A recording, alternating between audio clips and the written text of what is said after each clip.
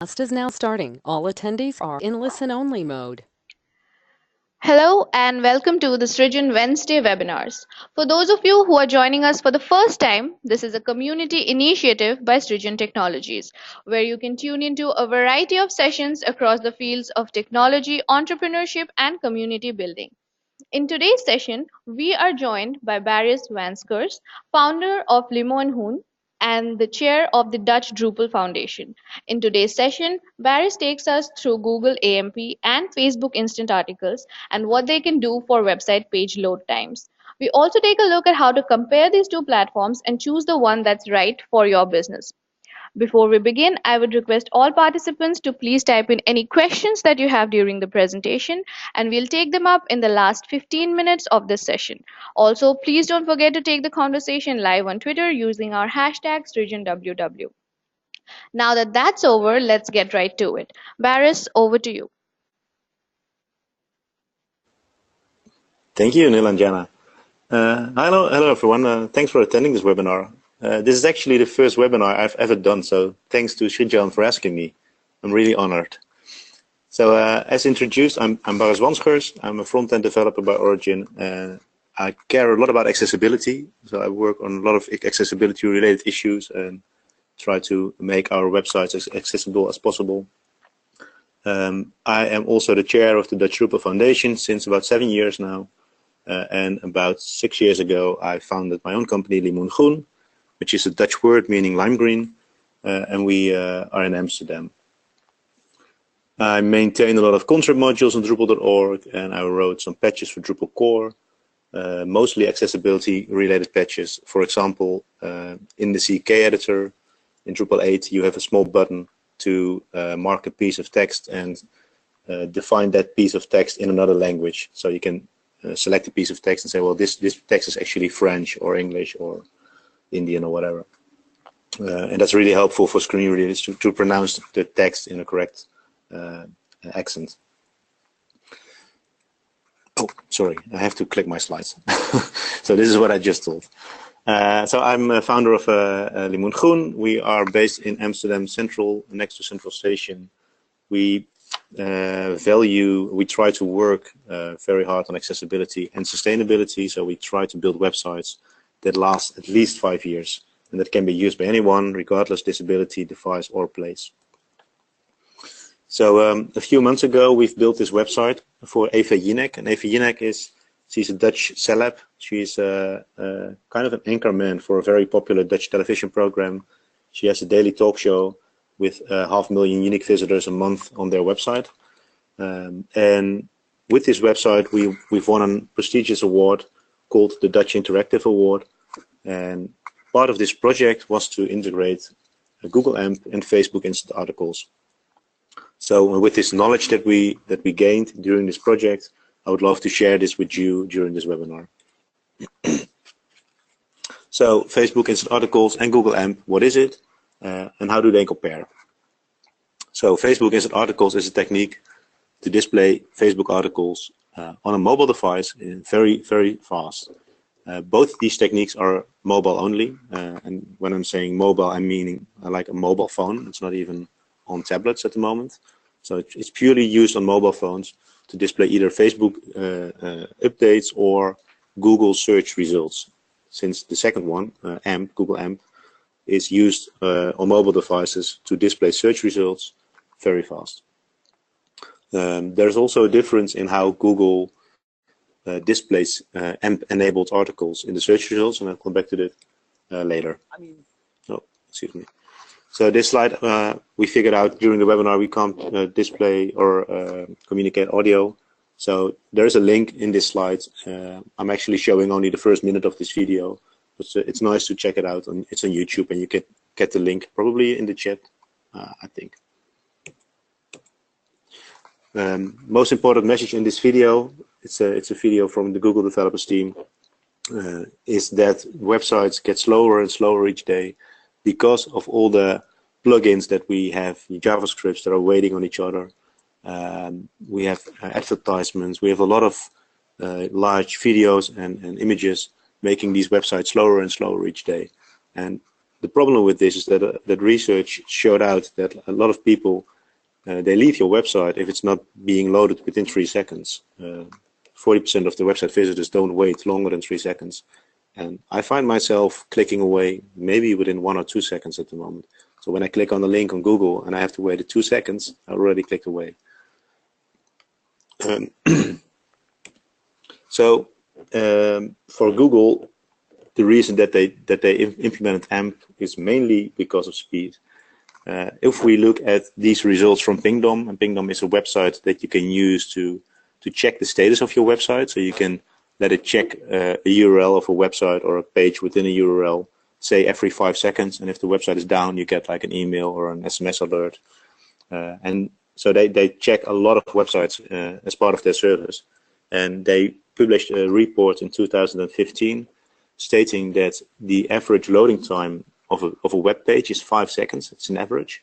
The average page size is 3 megabytes. And this is caused by a huge amount of images, JavaScripts, and HTTP requests on the page. So this is not average website, this is an average web page. And I find these numbers very shocking. Like an average loading time of 5 seconds, that's crazy. And this is 2015. It might have changed a little bit, but still, there is a trend in making websites larger, using huge header images, huge videos. And the reason we do this, I'll come back to this later in my presentation.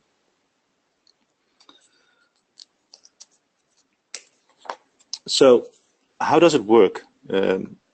Both Google AMP and Facebook Instant Articles work kind of in a similar way, because both techniques work by prefetching content on their own service. So they prefetched your web page, they store their images, the data, the HTML on their own web service, and they both allow only a limited specific set of HTML elements that you can use. And because they do that, they have also full control over how the page is being built on your mobile device. And they can make sure that they can preload images, they can pre-render the images on the screen before it's even loaded.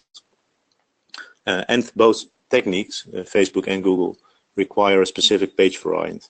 So you need to make like 3 versions of your web page to implement both techniques, like a regular HTML version, an AMP version, and a Facebook Instant Article version. So let's start by giving some examples what these techniques are. To start with Google AMP, they use a small icon. You can see it here next to the 4 minutes ago text from CNN.com. On the first item, there is a little flashing, what's it called, the Thunder Flash lightning struck thing icon. And that's the top story. And under the top story, there is a slider with some news items. You can click on an item, and then you will see, I will start the video in a second. You can click an item, and you will see some other results in the same slider about this news topic from other websites. So as a visitor, I can click on NBC News, and then I can slide through the same news story on BBC and other websites. And then when I want to share an item on social media, for example, Facebook, I can do that using the sharing possibilities of my mobile phone, just like you're used to. So let me show you. I'm going to Google on Trump on my mobile phone. And then in the first story is always a top story. It's always AMP enabled. If it's not AMP enabled, it will never get a top story.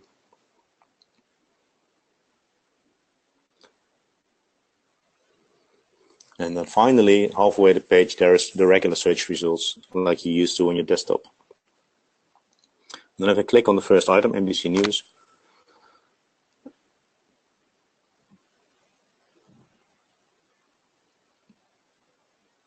you can see when I click the item, it loads very fast. But then I can also swipe. I can click through to the next item.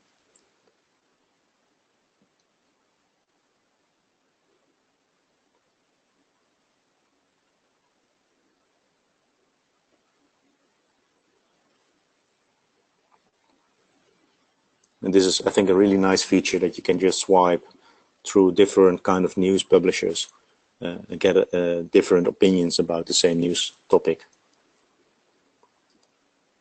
If you want to get your article in this slider, it's only possible if it implements a Google AMP. If it doesn't, It will never show up in this slider.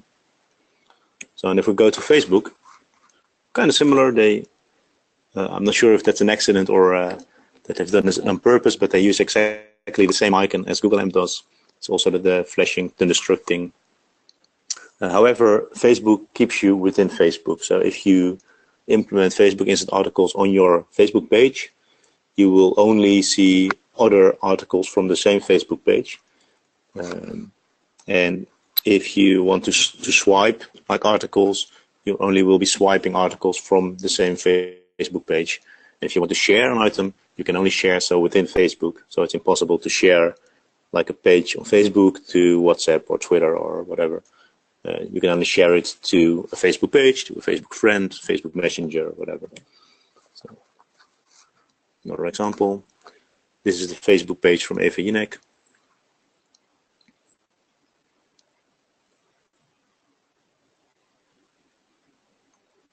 And then you can see the small icon below the title of the article. And again, it loads very fast.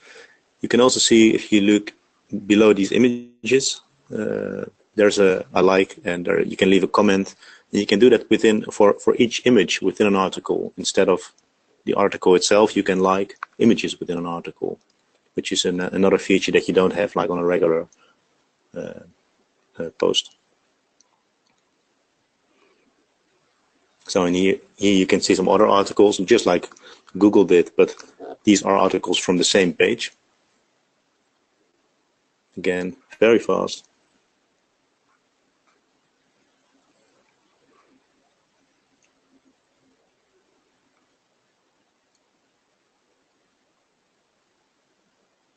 And then we can swipe again to other articles from the same page. All these images and content is all preloaded, so it's really, really fast. You don't have to wait at all for loading them.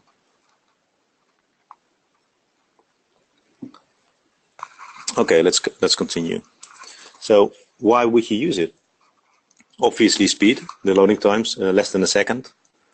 Facebook is even faster. Facebook preloads a lot more data. They say they are 10 times faster than regular mobile usage. And because they are faster, you gain a lot of more reads. People want to read your content because they don't click away. 70% less chance of people abandoning the website. Google is a little bit slower than Facebook Instant Articles. However, still 4 times faster than regular mobile usage, and uses 10 times less data. And this is because they have some rules that you have to adhere if you want to implement Google AMP. For example, they limit the size of the CSS files that you can use. This is the downside, but also an upside. There's more control over the display because you can only use a limited set of elements. This is a restrictioning. However, it makes sure that the web page can load very fast and it looks good on all browsers, in this case, mobile browsers. So another few examples of what Facebook can do. For example, a nice way to present videos. You can use autoplay features. If you have an image in your article, you can tap it to zoom in, which is a nice way to view images, I think. You can also tilt your phone, like you are moving it a bit from left to right to view a panorama photo. So you don't have to swipe with your finger, but just tilt your phone, and it uses the it's called the device in your phone to detect like the rotation of your phone. And another one is interactive maps, which is also one of the features of Facebook Instant Articles. So it's all pretty nice, right? And according to Facebook, well, we have 20% more clicks, we have 70% less likely to abandon the website, and more shares, which is also, I think, interesting. People tend to share your content much more if it's loaded via Facebook Instant Articles than just on a regular way. However, there are some downsides as well why you should not want to use it, or you might not want to use it, because some tags or some elements are much harder to implement, or even impossible. advertisements, for example, tracking codes. They don't allow all the HTML text that you are used to, nor all features. So, for example, if you have a website that displays news articles and you use Drupal for this, and you enable the comment module and people can leave comments on an article, it's not easy or even possible, I think, to display these comments below your article, since it's not part of the article itself. It's just some extra content, or what you could do is display some related content on your website in the sidebar, related to the article we're looking at, and this information is lost or is not being showed on the Facebook Instant article or the Google AMP version. Also, it might be interesting now to implement AMP, because your article will be displayed higher in the search results above other competitors in this fancy news slider, for example. But we are not sure what happens next year. Will Google still be displaying the AMP articles in the slider, or might they decide to move it around a bit or try some other positioning of these items? And also, you're not sure how Facebook will display Facebook Instant article enabled articles in their content stream, for example, in relation to not Instant article enabled. So kind of you leave it in their hands, and you have to pray and wait what they will be doing with the content, basically. So let's start with AMP. What is it? How can you implement it? A little bit more in depth. So AMP is fully open source. The source code is published on GitHub. It's possible to submit pull requests, and if you want to add a new plugin, you can do that. Not yourself, obviously, but you can submit a pull request, and it's up to the maintainers to decide if they're going to add the plugin. Also nice is that because it's open source, other companies could use the AMP technology to open web pages faster. Use case I can think of is, for example, the Twitter app. They could implement the AMP logic and detect if a page that's being linked to from a tweet has AMP support, and if so, preload the whole page and use the AMP technology to display the link instead of opening the browser on your mobile phone and opening the link. So if you want to implement it, you have to basically create two versions. You have the regular HTML version like you used to, but then you also have an AMP version of the page. So it could be, for example, node-1-amp if you use Drupal. And then you have to point these two pages to each other. So in your HTML version, you're going to say, hey, I also have an AMP version, and it's on this URL. And in the AMP version, you can say, hey, the regular version, the canonical one, is here, and this is my HTML. And Google will check for this link tag in your metadata, and will download the content of the AMP version. You also have to explain Google a little bit more about what it's looking at. So you have to use schema.org markup, which is always a good thing to use, I think, also in your HTML versions. But for your AMP version, this is mandatory to use. And you have to tell Google, like, hey, this is a news article, and this is my headline, and this is the date it's published. Oh, by the way, this is the description. And Google will use this data to determine, like, oh, hey, it's a news article, so I can display it in the news slider, for example. Oh, let me zoom in a little bit. So this is how our regular schema.org markup looks like. This is using the JSON LD markup, which is a standard. And like the last few years, it was possible to use microdata markup and JSON LD markup. But since 1.5 to 2 years, Google recommends using the JSON LD markup instead of putting all these schema.org microdata tags in your HTML. All right. So also you can use your own CSS. Google AMP allows you a little bit more than Facebook does. So for example, it's fully possible to like create your own menu navigation in an AMP version of your page, and Facebook doesn't allow that. However, if you want to style, to give some layout to your page, you can use CSS, but it has to be inline. So you cannot just include a CSS file like you would do in HTML. You have to write your CSS inline using the style amp custom tag, and it's limited to 50 kilobytes at maximum. So you have to be very specific and careful that you don't write too much CSS, since it will then ignore it. And if you want to use JavaScript, you cannot use your own JavaScript because they force that all JavaScript should be async optimized. So it should be asynchronically loaded, making that all JavaScripts should be like agreed upon using the developer team of AMP. And they've implemented a lot of JavaScripts already.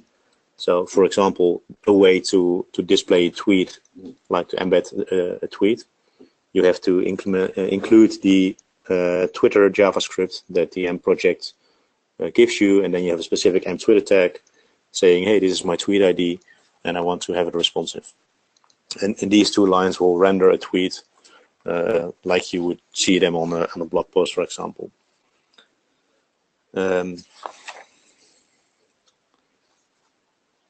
So there is also a way in AMP to implement an iframe, and an iframe is kind of a shortcut if you want to like have your own JavaScripts on your page, or you would like to have your own advertisement scripts. You can just implement an iframe, and within the iframe, you're free to do whatever you want, basically. So if you want to have an image tag, this is how you would embed an image. You'll give the AMP image tag, and then you have to set a width and a height. These are mandatory. If you don't set a width or a height, the image will not render. This is basically always a good thing to do, since your browser will use the width and the height to allocate space on your screen while rendering the page. So for performance reasons, it's always good to make sure that all your image tags have a width and a height. But for Google AMP, it's mandatory. So these are some examples of components or tags, how they use it, that you can use to mark up your content. So you can see there's an ads, and there's an analytics, and there's a carousel, and an iframe, and whatnot.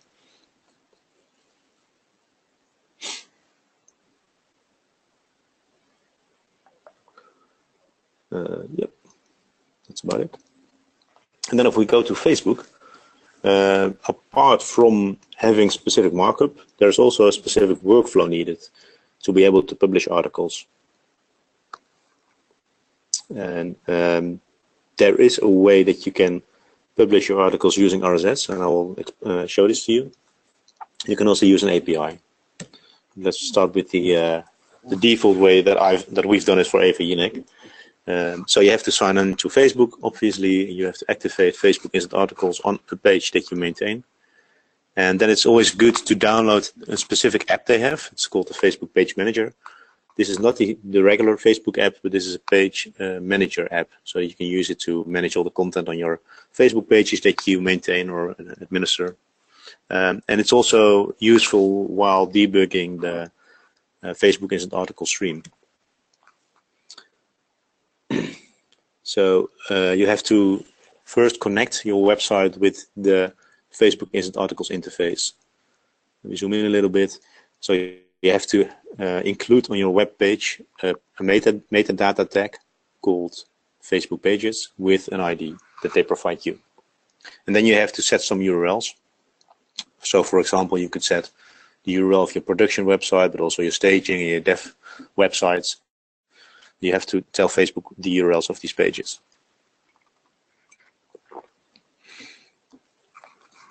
Also, you have to tell Facebook the URLs of your RSS feeds.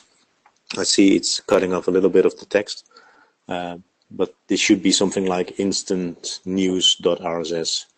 And I have a URL for the production environment, and I also have a URL for the staging environment. So you have a development RSS feed, and there's also production RSS feed.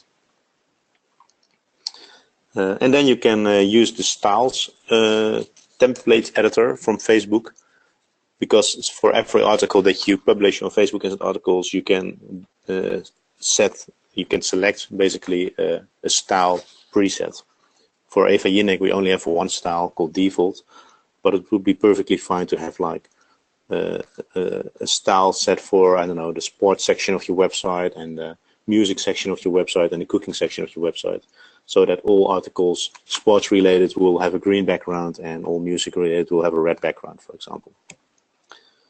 The style editor gives you some tools to set background colors, a logo, font, the font size, spacing, etc.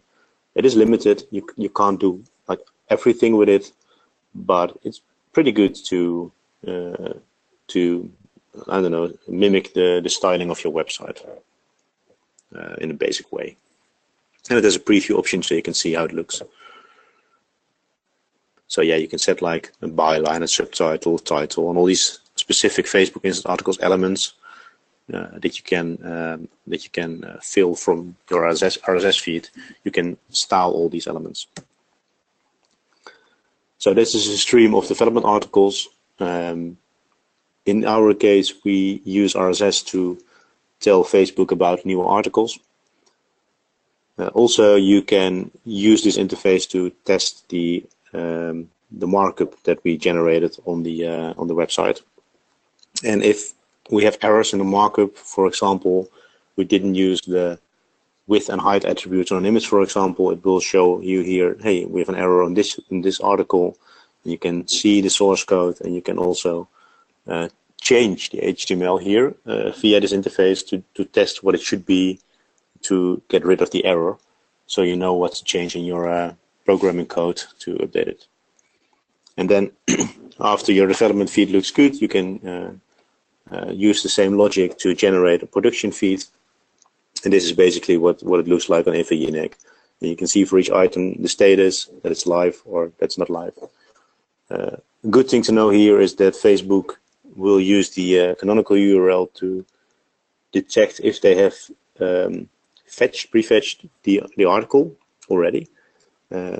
It doesn't publish items on your Facebook page. It's an editor still has to do it like manually, write a small comment and then paste the link to the item.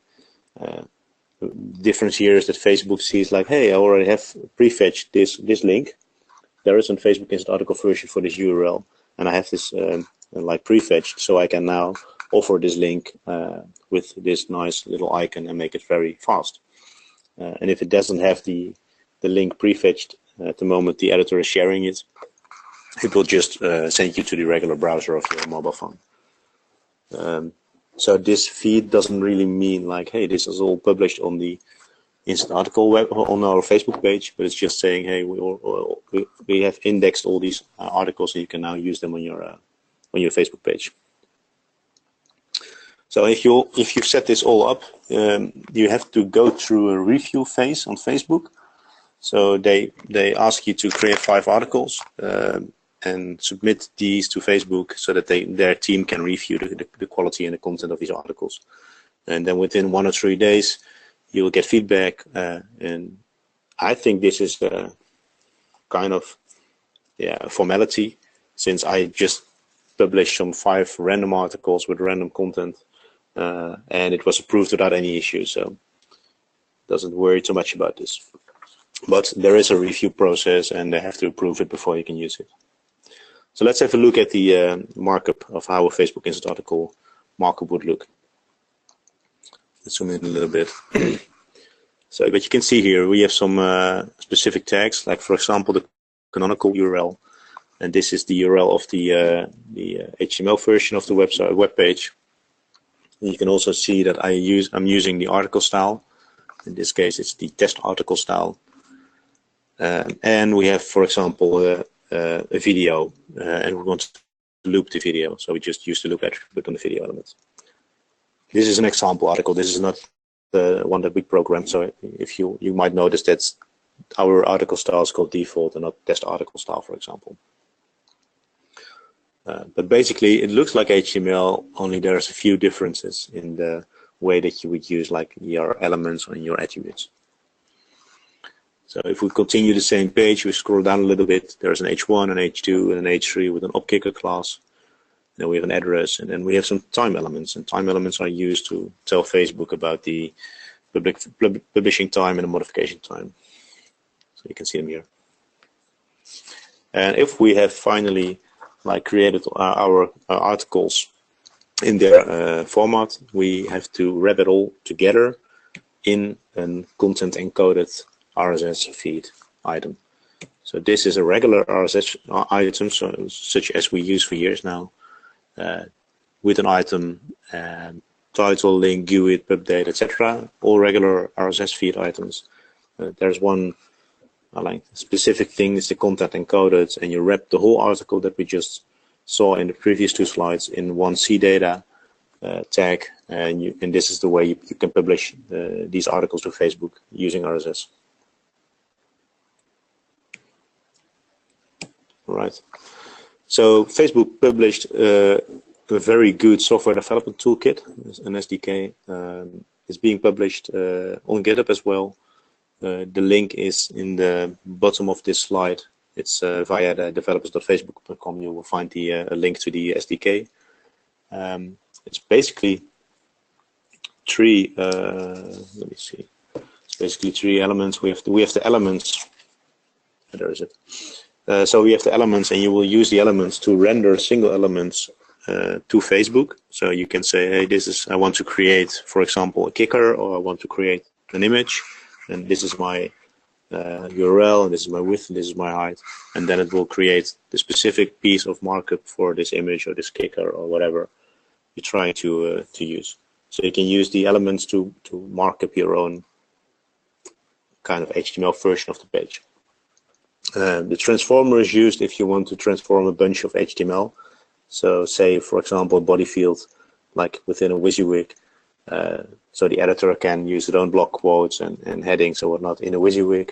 And if you want to transform the whole bunch of HTML into specific elements, you can use a transformer to do that.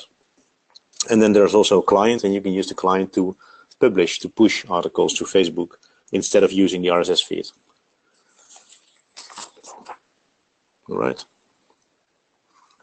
So this is how you would create an article, for example, using this SDK. And you can say, well, I want an instant article with this canonical URL, with an header, and add this title, add this subtitle, add this publishing time, etc., and render everything to doc type HTML. So this is how you would use the SDK, and I think it's pretty easy and pretty solid code. So our backend developers were very happy with the SDK to use it. So this is how you would use it. This is an overview of some of the elements that Facebook supports. And you can see this is different than Google does, since these are kind of translations that from the HTML elements that we know, like block quote and caption and footer and image. But you won't see like, hey, this is how you do a tweet, or hey, this is an iframe, or this is I don't know, Facebook comments. This is more like HTML elements. So it's more ways to I don't know, render or print your content in a specific way than there are ways to embed external content. They're much stricter in the possibilities to embed external content. So what about monetization? How do Facebook and Google compare, like on an advertisement way? On Facebook, instant articles is a business partnership, basically. Like you can make an agreement with Facebook, and they get a percentage of the profit that you gain with advertisement. But if you do that, that's the so-called Facebook audience network. They take a 30% cut, but it's really easy to implement. You can also use your own advertisements using an iframe. It's harder to implement, but you can get like 100% revenue. Loading times are a bit slower than the audience network, but both are possible. And for Google, basically the same. You can use the AdWords that Google publishes, but you can also use iframes to create your own advertisements. However, be aware, like last year, major media companies reported 50% less income since they switched to AMP. In comparison to the regular articles, because mostly because the loading times were slower on the advertisements. Google responded here that the publishers didn't implement like the correct tags and all the possibilities that they supply. Also that they were making improvements to increase the advertisement income via AMP, and they've recently done so. So I'll show you some examples. If you have a look at this video on the right, the old version, like the ad for A, is called AMP for ads. The left one is the regular version, and the right one is the AMP enabled advertisement. And you will see the difference in speed. The banners are on top of the page.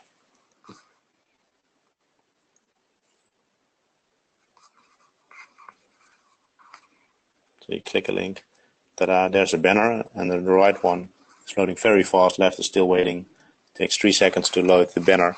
And you can imagine if people see that the page is loaded, they will start scrolling down the page, and they already scrolled past the banner before it's even loaded. So you can imagine that it will hurt like advertisement income with the left version than it would be on the right version. And also what they've changed is that it's possible now to the advertisement itself, when you click on the advertisement, those are also AMP enabled now. So you can see here, I'm gonna search again and click on the link. There's an advertisement. If I click on the advertisement, it's being loaded within a second. And this was very slow, also 3 seconds before they changed this to AMP. So also an improvement. And these AMP-enabled banners can also be placed within the content and not only as a top banner. So now the AMP version is on the left side. That's a bit confusing, but have a look at the left side of this of these two phones.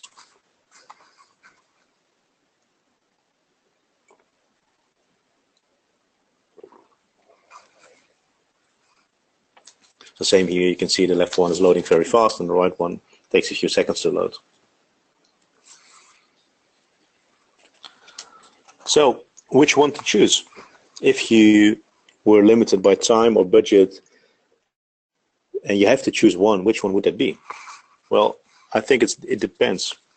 And that's not really a satisfying answer, I can imagine, but if you are a publisher or if you have a website that connects with your end users, mostly using social media like Twitter and Facebook, if people don't like use Google to get to the content on your website, it might be better to use Facebook instant articles.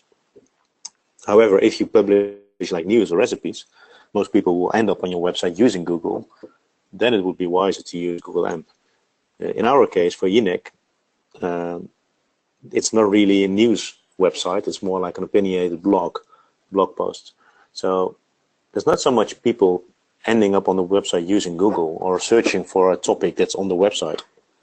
It's mostly people scrolling through the Facebook stream and seeing a highly opinionated article from Eva Jinek herself, wanting to read that article and clicking on the article from Facebook.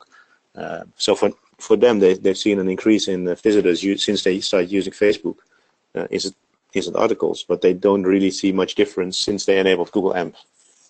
However, if you use like publisher recipes or news articles, AMP might be really beneficial. Also new, like a few months ago, Facebook launched a way to create Facebook instant articles using, sorry, another way around. They, if you have like the structure for a Facebook instant article implemented in their SDK, they added a method to convert the Facebook instant article markup to Google AMP. So if you struggled through the whole process and getting like Facebook instant articles implemented, it's kind of easy now to create an AMP version of the same page as well. You don't have to start developing the whole AMP version yourself. So I think this is pretty much a very smart move for Facebook. However, and this is where we should think twice. People won't visit your website anymore. Like the Facebook visitors from Eva Jinek, they click on an article in Facebook. They stay within the Facebook interface. They will never click through to your website and do other stuff on your website or find interesting information on your website that's not on Facebook. And you give away all your data these two huge companies, Facebook and Google, they are kind of creating a second World Wide Web in parallel with the open web as we know it. And where does it lead us? Like Drupal developers. So I'm a Drupal developer. I'm not sure if all the audience attendees are Drupal developers as well, but we develop websites and we try to create good websites and fast loading websites. And it's a small step now. Like if all websites should or do hand over their data to Google and Facebook in a way that they ask you to, and make it easier to and faster to load this good content using AMP or Facebook Instant Articles, what's the use of this web page anymore? Do we still need websites? And what will happen if, like Google, that's also a good thing to think of. It might be possible that Google will shut down AMP, for example, in 2 years' time. We don't know. So let me check. I had a small note here about this, because it happened in the past that Google like made us implement a new technique, and then after a while they shut it down because it didn't work out, or they didn't saw any profit in it. So oh yeah, here is it. Google Checkout, for example, like a few years ago, they asked a lot of web developers to implement Google Checkout, and we all did, and we worked hard to implement checkout in our checkout processes. And then after a few years, they killed the checkout, the Google Checkout implementation at all. So all the implementation effort that we did was like thrown away. And we're not sure what will happen with AMP or what with Facebook Instant Articles in a few years' time. So I think we have to think twice about the open web, about the open data, before implement this. And you know, the reason that these two parties started implementing AMP and Facebook Instant Articles is purely speed. The websites were slower and slower. We tend to make websites that are you know, using a lot of images, videos, and all the JavaScripts, but the draw side is they get slower and slower. So if we just look at the technique that Facebook Instant Articles and Google AMP using, like and all the rules that they have, I think we can learn from those. So if we, I don't know, instead of attaching a lot of JavaScripts just to your web page, just because we can, be reserved with it. Like, think twice if we need all these JavaScripts, especially in mobile phones. And if you use JavaScript, make sure it loads like in an async way, so the browser doesn't have to wait rendering the page before it can, like before it has all the JavaScripts, which is what a browser usually does. If you have CSS, combine it all into one file. Maybe even try to do it inline and limit it to 50 kilobytes. Why not? It might be good to do it as an example and as an exercise. Be very reserved with the number of images. Use lazy loading techniques. Don't load images that are below default. Just start loading them if they get near the default of your browser. And if you have a lot of assets, use a content delivery network for the assets. Then your browser can load images faster from a CDN. Well, that's not basically true, but the browser can only download a specific amount of assets at the same time. So if you spread your assets across a content delivery network via multiple domains, your browser can download like 50 images at the same time instead of like only 8. I think that's the default. So try to set yourself the goal, like a web page should be able to load within a second. You can easily test this. If it doesn't, improve and test again, and improve and test again.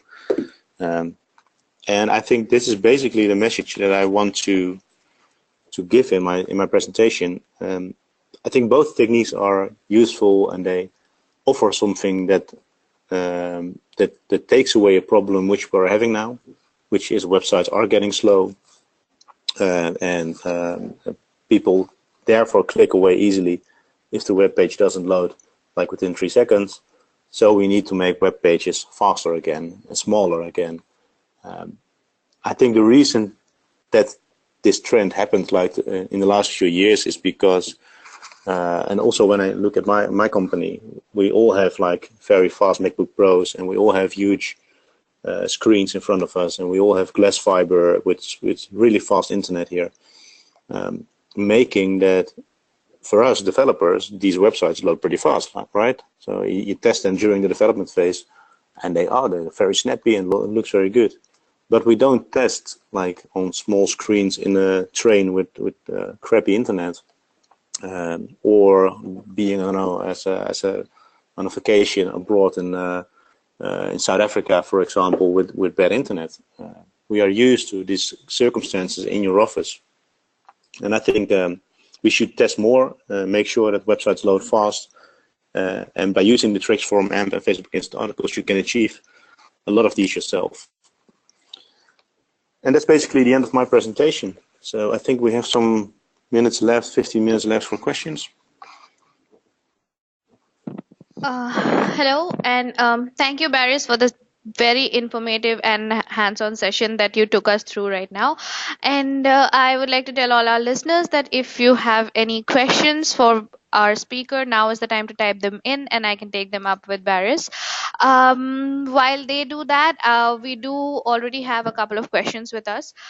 So first up, you took us through how to implement both AMP and instant articles for our website. So in terms of the implementation and development process, how much time does it take the team to implement each of these two techniques? Oh, that's a good question. I'm not exactly sure about the amount of hours that we spend on these techniques, but I believe it was something about 3 days each, 3 days for Facebook, 3 days for Google. But I'm not really sure about the amount of hours that we spent for one developer. So it's kind of okay. It didn't really take a lot of time. I asked our lead developer, and he said that he really liked the way Facebook Instant Articles worked implementation-wise. Like the SDK was really good to work with. Google AMP was a little bit more, I don't know, tricky to implement, but both worked fine and were doable within a few days. So the learning curve on both of these two techniques, if a development team has not done this before, so the learning curve is not very steep. It's both easily understandable and doable for a team. Yes, exactly. The documentation is really thorough, both from Facebook and Google. There's a lot of example code that you can use. So yeah, I think as a senior developer or media developer, it's really easily to implement. All right. Also, while implementing two techniques, what are some of the things or some of the common mistakes that you can foresee or that developers should sort of look out for? So one of the things is we are used to being able to attach our own JavaScript, for example, to a page, and this is not possible. So you have to work around this using, for example, iframes or limiting yourself to the JavaScript that, for example, Google AMP gives you. There is some, for Drupal developers in the audience, there are a few modules that you can use to implement Facebook and Google AMP on your Drupal website. However, you'll notice that if you use page building tools such as paragraphs or what's the other one, field sets, field collections, all these ways that Drupal offers you to build your own page as an editor, then you will notice that it's very that these modules, these control modules for Facebook and Google AMP, doesn't work really well. Don't work really well at all. So we tested those modules at the beginning of the project, but found out that we had to do this like with custom code using the SDK that's provided by Google and Facebook. Okay. Also, in relation to Drupal specifically, are there any problems that might crop up, like even while developing or right now in the future when the site is scaling and stuff like that? Would there be any problems with respect to particularly Drupal sites, let's say? That's a good question. I'm not sure. The website that we used this for, Jinek, has been built a year ago and it was still Drupal 7. We haven't implemented this in Drupal 8 yet. So there might be some issues in Drupal 8, I'm not sure. If you have a simple website, like with the regular content types, regular fields that Drupal offers you, you could easily use one of these modules to implement these techniques in your website. And you don't even need to write any custom code at all. However, if you use tools like paragraphs, as I said before, you might want to add or use custom code to implement these techniques. All right. Another question that I have is that you mentioned a couple of problems that might crop up with both of these two techniques in the future, as with respect to how they're going to be using or presenting AMP or instant article content as opposed to the normal content. So similarly, are there any other sort of problems that we should like sort of foresee or have a backup plan for? Like right now I'm guessing all sites are going to be implementing either AMP or FB articles or something of that sort to speed up their sites, and what are the other problems that we should be sort of expecting in the future? Well, the only thing I was trying to tell is like we don't know what these techniques will do in a few years, so they might stop working at all. However, I think it's always an add-on to your regular website in the way we use it now. So you have a website in Drupal or HTML, and AMP and Facebook are just add-ons that you can use to make them load faster. So as long as you still have like a good website that can be used on a mobile device, I think you're pretty safe. And that just might in the worst case might be a waste of time that you use to implement these techniques now, and you throw those hours or those days away. Like if these techniques will ever stop, that might be the only drawback then. But I've also spoke to some developers who don't even write an HTML version anymore of their website, only a Google AMP version. So they write their complete website in Google AMP, and I think that saves you time. You don't have to like write two versions of the web page. However, you fully rely on Google then, and then what would happen if Google stops their services in the future? Might be really, I don't know. I'm not sure if that will happen. Of course, no one knows for sure. But I think it's always good, like to think in the future, like what will happen in 5 years' time, and can we rely on these techniques, or can we just use them as an add-on, an extra service to our end users?